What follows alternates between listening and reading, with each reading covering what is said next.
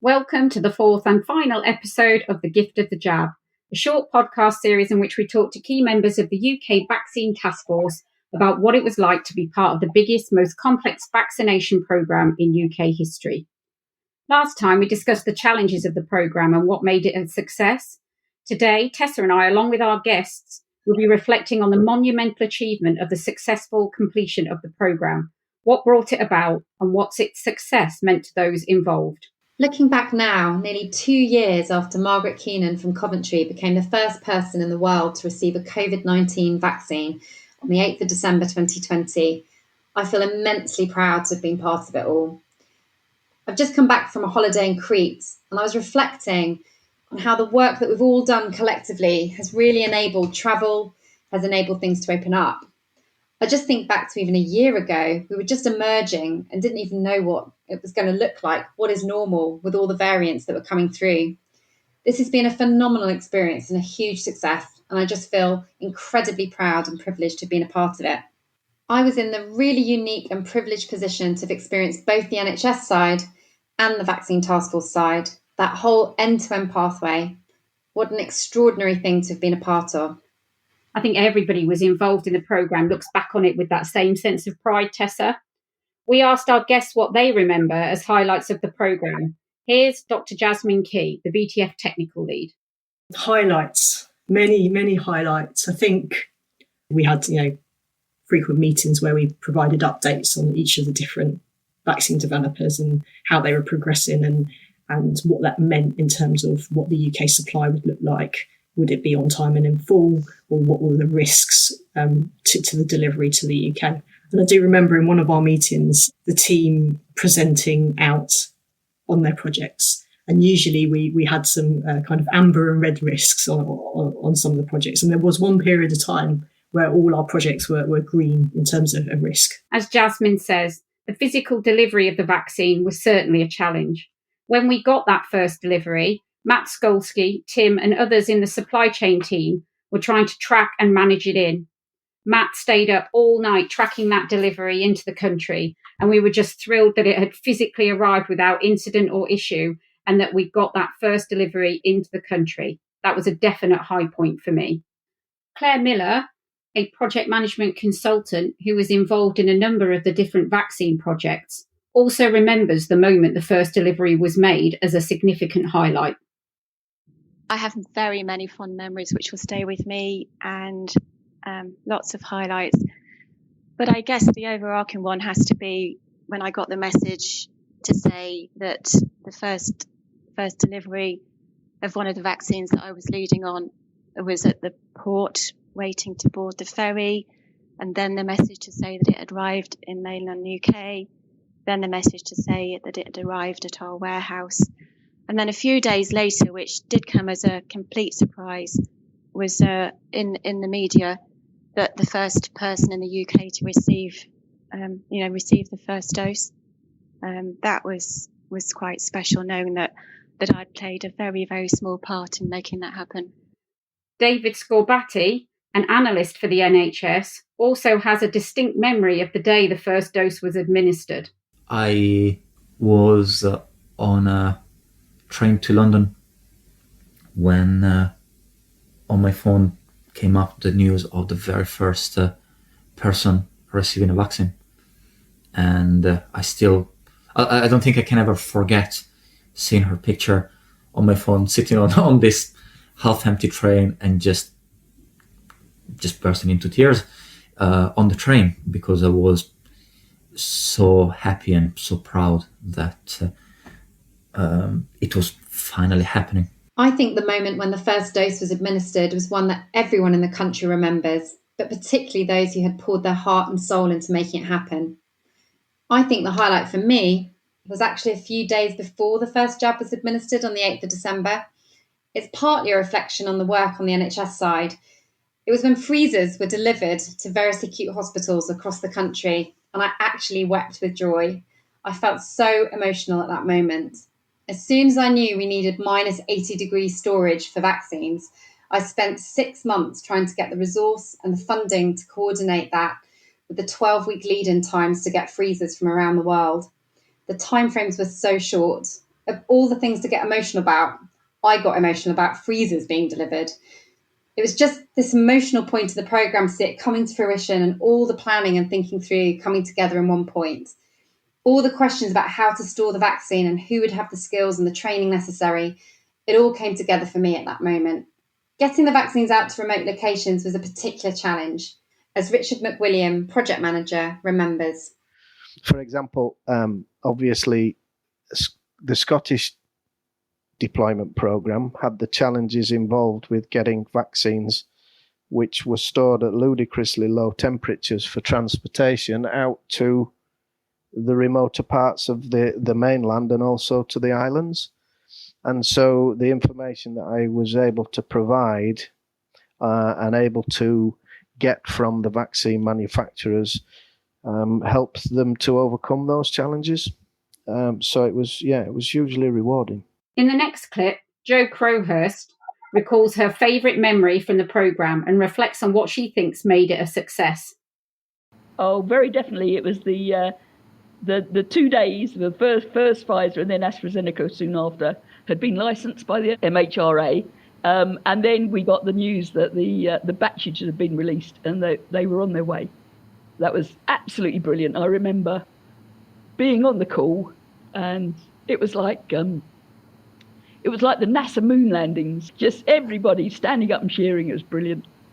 So I can look at it from a program management point of view, so a very cold, professional, academic point of view, which is a shared goal and a shared vision is absolutely key if you're going to deliver as a team. So if you want a team that's all heading in the right direction, you've got to have a goal that is visible above that horizon for anyone who's working on that team. As I say, and on the vaccine task force, we had the joy of, we were just there to do one thing and do it as effectively as possible. So from a programmatic point of view, then making sure that, visions are realistic, making sure that plans to deliver them, the strategies are in place. I could say all that, but from an emotional point of view, then just the brilliance of a team that's working well together. I mean, we only met as a single team once, didn't we, in Kew Gardens last year. A few of us got together on the smaller meetings. It was in lockdown, so we were all very, very restricted into what we could do. But a few of us managed to get together and meet and have strategy and planning days and things like that, but very, very, very limited. So the willingness of people to just join the team, be part of the team, put their own concerns and cares aside and just deliver on behalf of the team, that was absolutely invaluable. And what I've learned is that build a team around you that is, has got shared values, shared commitment, and there's not very much that you can't do. I totally agree with Jo. After working on this programme, I believe more than ever that it's important to have the right people with the right skills, with a shared agenda and vision, and you can really make anything happen at pace. There were moments on the NHS side when I didn't have the right skills as I was expanding and moving from a one-person team to 300 people. And that's when it was really challenging to get the right people with the right skills.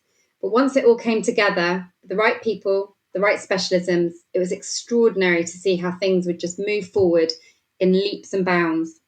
And I really saw that on the vaccine task force as well. We had some really extraordinary specialists who knew their stuff and could mobilise quickly, problem solve quickly, and adjust to make things happen. Bringing together that diverse collective with a strong directive, it was just unbelievable what we could achieve. Richard also recalls as his personal highlight the amazing power of teamwork when you're united under a common goal by strong leadership. That's really, really difficult thing to answer, simply because the whole thing was was a highlight in comparison to, shall we call it, the real world. It was completely different to what I'm used to, and I've spent quite a lot of time since I left reflecting on why that might be and how I might possibly take it into the work that I do now and in future. A little bit of VTF in what I do would be not just enjoyable, but hugely rewarding, I think. The biggest lesson for me, I think, is the teamwork aspect of it.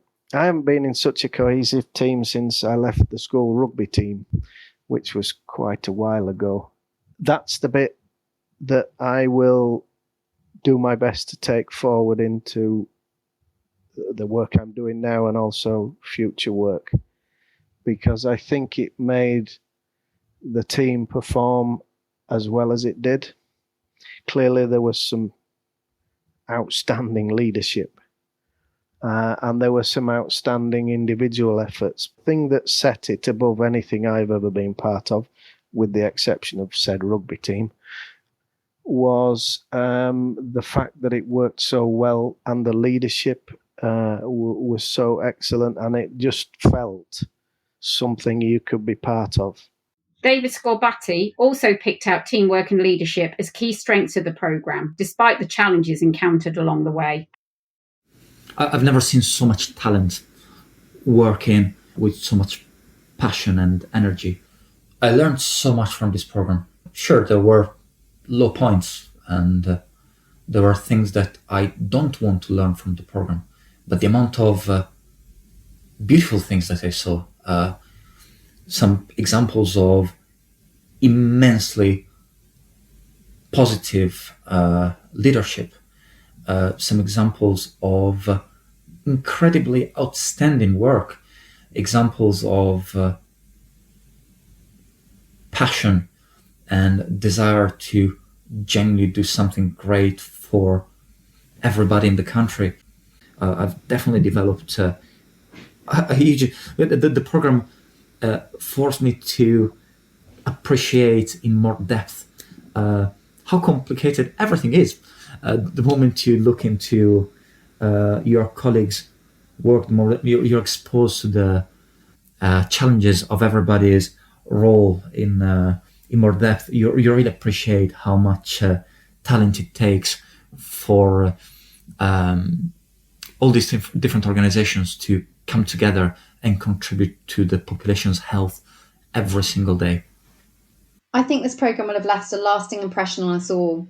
As David said, it's not just an appreciation for this incredible feat of achievement in extraordinary circumstances, but also for what organisations throughout healthcare achieve day in and day out in the interest of public health. Dr. Jasmin Kee reflected on the impact the programme has made on her and what she will take forward into her future work. The thing that I take away the most is just my faith in humans. It's amazing what you can achieve collectively when you walk into a room with a can-do attitude and an attitude that says that we're all going to see how we can deliver something collectively. I think that's very powerful and very, very enriching. And I take that with me in both my work and my life now. Anytime I go into an interaction with someone, a discussion with someone, let's go in with that can-do attitude. People go into work or go about their lives to do a good job, and so, always keep it, bearing that in mind and understanding, the other party's needs. I think that's the biggest takeaway. And that's how I think we achieve what we achieve on the Vaccines Task Force. I think for me, if you push the boundaries, you can achieve a huge amount. If this programme had been done in a traditional way, then I just don't think it would have got anywhere close to delivering what it did in terms of the inbound flow of vaccines. I think there were some big decisions taken. There were some risks taken, some bringing together of people who definitely wouldn't work together in normal circumstances. That really showed what the art of the possible is, and really showed how opening up a way of doing things and just letting it move more freely makes it work better. Let's close with some words from Claire, which successfully sum up the momentous achievement of this amazing programme. If you bring the right people together in the right environment, what might seem like the impossible can be made possible and successfully achieved. Thank you for listening to The Gift of the Jab, a podcast series exploring the experiences of the team that helped deliver the biggest, most complex vaccination programme in UK history. A huge thanks to all our contributors for taking a trip down memory lane and sharing your words of wisdom with us. Thanks to everyone who's listened. We hope you've enjoyed this series.